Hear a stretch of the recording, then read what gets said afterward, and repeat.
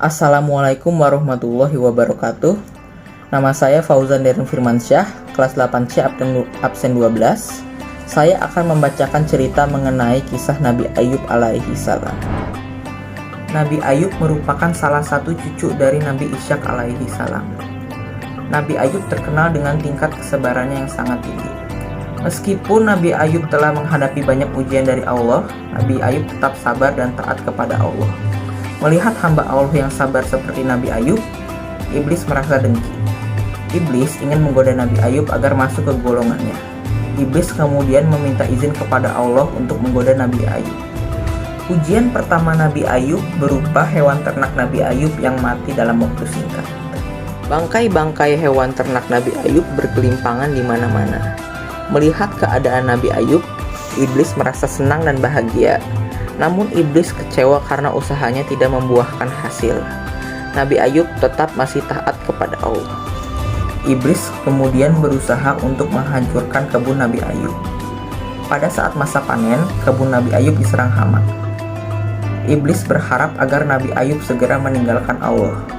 Namun justru kebalikannya, Nabi Ayub malah semakin rajin beribadah kepada Allah.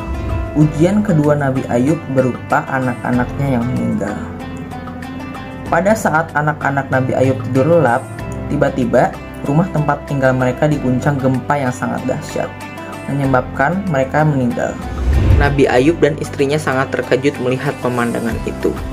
Dengan tatapan penuh kesedihan, Nabi Ayub berkata, "Sesungguhnya kami milik Allah dan kepadanya lah kami kembali." Nabi Ayub tetap beriman dan taat kepada Allah. Nabi Ayub semakin yakin semua itu ujian dari Allah dan pasti ada hikmahnya. Ujian ketiga Nabi Ayub yaitu menderita penyakit kulit. Iblis mengarahkan seluruh pasukannya untuk mencari bibit penyakit yang menjijikan. Dalam waktu yang singkat, kulit Nabi Ayub tiba-tiba melepuh seperti bisul-bisul. Bisul-bisul tersebut kemudian pecah dan mengeluarkan bau menyengat. Tidak ada yang berani mendekati Nabi Ayub kecuali istrinya. Iblis kemudian menghasut istri Nabi Ayub untuk meninggalkannya, dan rencana tersebut berhasil. Nabi Ayub kemudian bersumpah jika istrinya kembali, beliau akan mencambuknya sebanyak 100 kali. Nabi Ayub semakin rajin beribadah, tidak seperti apa yang iblis harapkan. Iblis kemudian mengakui Nabi Ayub itu sangat sabar dan mempunyai keimanan yang luar biasa. Allah kemudian memerintahkan Nabi Ayub untuk menghentakkan kakinya ke bumi. Dengan izin Allah, keluarlah air yang sangat sejuk dari dalam bumi. Nabi Ayub diperintahkan untuk mandi dan minum dari air tersebut. Dengan izin Allah, Nabi Ayub sembuh dari penyakit yang dideritanya. Berita kesembuhan Nabi Ayub kemudian sampai di telinga istrinya. Istri Nabi Ayub segera datang menemuinya. Nabi Ayub dengan sabar memaafkan istrinya. Namun Nabi Ayub teringat akan janjinya.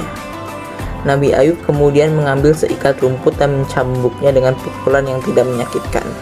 Dari kisah Nabi Ayub kita belajar bahwa kita harus selalu sabar untuk menghadapi cobaan dan ujian dari Allah Subhanahu wa Ta'ala.